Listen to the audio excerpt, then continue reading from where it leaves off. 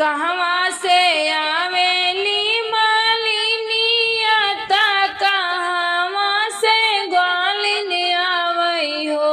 ये सखिया कहवा से आवेली रनिया जी उतिया माई के पूजाइयो। ए सखिया कहवा से आवेली रनिया जी उतिया माई के पूजाइयो। बगिया से आवेली मालिनिया ता गौसल से ग्वालिन आवइयो। बगिया से आवेली मालिनिया ता गौसल से ग्वालिन आवइयो।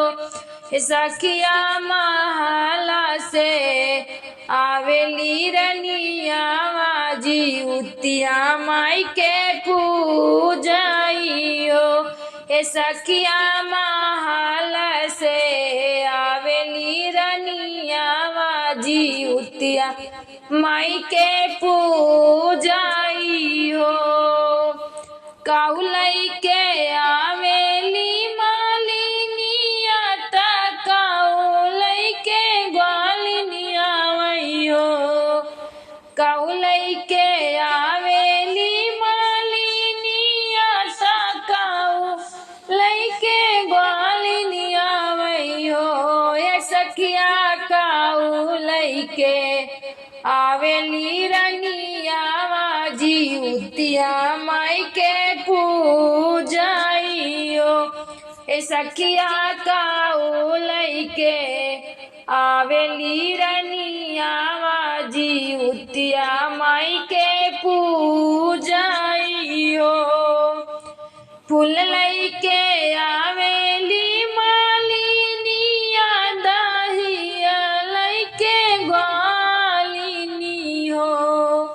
फूल लई के आवेली मालिनिया दहिया लई के ग्वालिनी हो। ए सखिया ललना लई के आवेली रनिया जी उतिया माई के पूजाइयो। ए सखिया ललना लई के आवेली रनिया जी उतिया माई के पूजाइयो।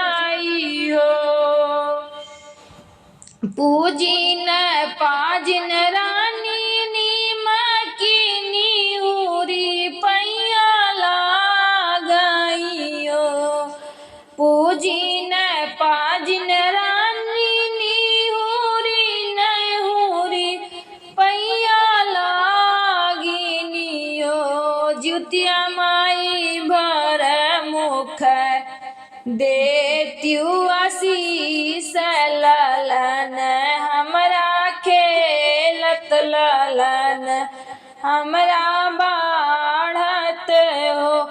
जुतिया माई भर मुख देत्यु आशीष ललन हमरे खेलत ललन हमरा बाढ़त हो।